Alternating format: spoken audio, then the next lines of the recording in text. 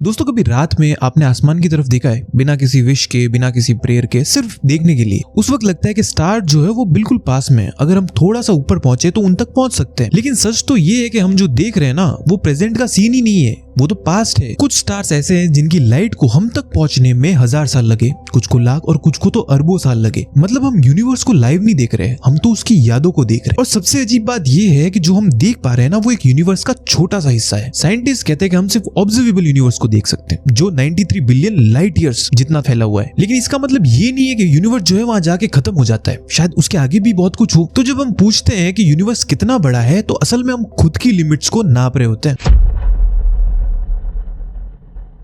इस कहानी की शुरुआत किसी गैलेक्सी से नहीं होती, बल्कि एक छोटे से प्लेनेट से होती है, हमारा अर्थ, जिसका डायमीटर लगभग 12,742 किलोमीटर है। यूनिवर्स के स्केल पर देखा जाए तो ये बिल्कुल इनविजिबल है, पर फिर भी इस प्लेनेट पर लाइफ ने जन्म लिया। इसी मिट्टी से सवाल उठे और इसी जगह से हमने यूनिवर्स को जानने की कोशिश की। मान लो कि अर्थ एक फुटबॉल है, तो हम इंसान जो है ना, उस फुटबॉल के ऊपर लगी हुई धूल के जैसे होंगे। और इसी धूल ने रॉकेट बनाए, सैटेलाइट भेजे और स्पेस के रूल जानने की कोशिश की। शायद यूनिवर्स का जो साइज है ना दोस्तों, वो बहुत बड़ा हो, लेकिन उसको जानने की जो क्यूरियोसिटी है ना, वो इसी प्लेनेट से निकली है। अर्थ अकेला नहीं है दोस्तों, वो एक फैमिली का हिस्सा है जिसको हम सोलर सिस्टम कहते हैं। और इस फैमिली के सेंटर में है सन, एक एवरेज स्टार जिसका डायमीटर अर्थ से लगभग 109 टाइम्स ज्यादा है। और सन के अराउंड प्लैनेट्स घूमते हैं अपनी फिक्स पाथ पर, जैसे कोई म्यूजिक फ्लो कर रहा हो। सोलर सिस्टम का साइज समझने के लिए एक छोटा सा आइडिया लेते हैं। अगर सन जो है दिल्ली में है, तो अर्थ लगभग 150 मिलियन किलोमीटर्स दूर है, और जो नेपट्यून है ना, वो 4.5 बिलियन किलोमीटर्स दूर है। और फिर भी ये जो पूरा सोलर सिस्टम है ना, ये मिल्की वे गैलेक्सी में एक छोटे से डॉट जैसा है। और ये बात जब हमें रियलाइज होती है ना, तो ये हमारे थॉट प्रोसेस को हिलाना शुरू कर देती है। सोलर सिस्टम जो है वो एक घर जैसा है,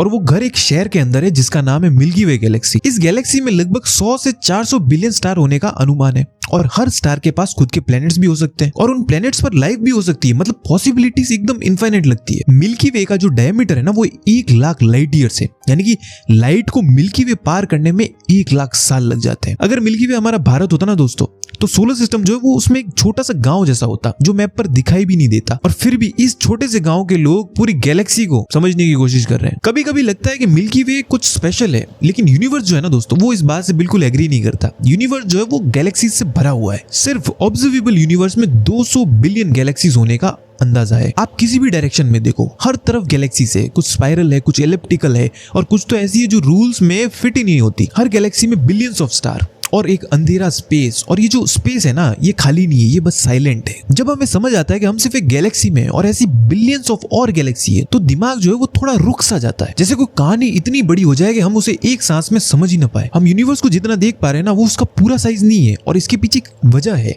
वो है लाइट की स्पीड का लिमिटेशन, जो कि 3 लाख किलोमीटर पर सेकंड। और यूनिवर्स की जो एज है ना दोस्तों, वो 13.8 बिलियन ईयर्स है। इसलिए हम मैक्सिमम उतना ही दूर देख सकते हैं जहां से लाइट इन सालों में वापस आ सके। और इसे कहते हैं ऑब्जर्वेबल यूनिवर्स, जिसका डायमीटर लगभग 93 बिलियन लाइट ईयर्स है। पर ट्विस्ट ये है कि जो यूनिवर्स है ना, वो एक्सपेंड हो रहा है। मतलब हम आज जो गैलेक्सी देख रहे हैं ना, कल वो वहां पे नहीं होगी, वो किसी और जगह पे होगी। मतलब कि हम यूनिवर्स को लाइव नहीं देख रहे, हम उसका पुराना स्नैपशॉट देख रहे हैं। यूनिवर्स जो है ना, वो कभी रुकता नहीं है। बिग बैंग के बाद वो लगातार एक्सपेंड हो रहा है, जैसे एक गुब्बारा जिसके अंदर बहुत सारे डॉट्स हैं। और जैसे जैसे ये गुब्बारा फूल रहा है ना, वो जो डॉट्स है ना, एक दूसरे से दूर होते जा रहे हैं। और गैलेक्सीज भी रियल लाइफ में ऐसे ही दूर होती जा रही है। कुछ गैलेक्सीज तो इतनी तेजी से दूर होती जा रही है कि उनकी जो लाइट है ना दोस्तों, वो हम तक कभी पहुंच ही नहीं पाएगी। मतलब यूनिवर्स के जो कुछ हिस्से हैं ना, उनसे परमानेंटली कट ऑफ हो चुके हैं। और ये बात थोड़ी सी सैड भी है और थोड़ा सा मिस्टीरियस भी, क्योंकि कुछ चीजें जो है ना, वो हमेशा हमारी रीच के बाहर रहेगी। ऑब्जर्वेबल यूनिवर्स के बाहर क्या है, वो किसी को नहीं पता। हो सकता है यूनिवर्स इनफाइनाइट हो सकता है कि हम एक बबल यूनिवर्स में जी रहे हो सकता है कि मल्टीपल यूनिवर्स हो, जिसे मल्टीवर्स कहा जाता है। और ये सब थ्योरीज है, कुछ प्रूफ नहीं है। और यहीं पर साइंस जो है वो धीरे धीरे फिलोसॉफी से मिलती है, क्योंकि जहां पे ऑब्जर्वेशन खत्म होता है ना, वहीं से इमेजिनेशन शुरू होता है। और इसीलिए इंसान जो है ना, वो थोड़ा सा अलग है,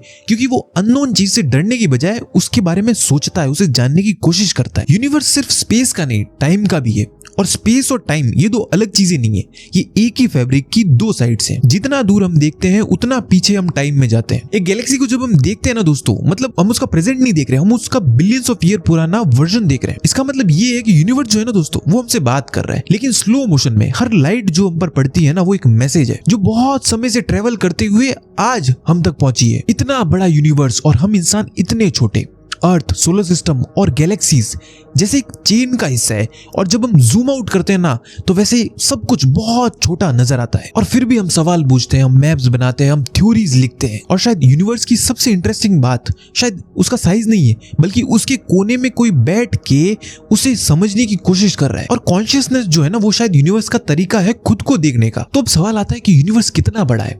तो सच ये है कि हमें नहीं पता, और शायद हम कभी जान भी नहीं पाएंगे। और शायद सवाल का जवाब इंपॉर्टेंट नहीं है, सवाल को पूछना ये बड़ी इंपॉर्टेंट बात है। दोस्तों, रात में जब भी आप आसमान को देखो ना, तो एक बात याद रखना कि आप सिर्फ स्टार्स को नहीं देख रहे हो, आप अपनी लिमिट्स के पार झांक रहे हो। और जब तक हम देखते रहेंगे, सोचते रहेंगे और पूछते रहेंगे, यूनिवर्स का जो साइज है वो हमारे लिए बढ़ता ही रहेगा। दोस्तों, इस वीडियो से अगर आपको कुछ भी सीखने को मिला या आपकी नॉलेज में थोड़ी सी भी ग्रोथ हुई तो प्लीज सब्सक्राइब कीजिएगा। और ये वीडियो देखने के लिए आपका बहुत बहुत शुक्रिया।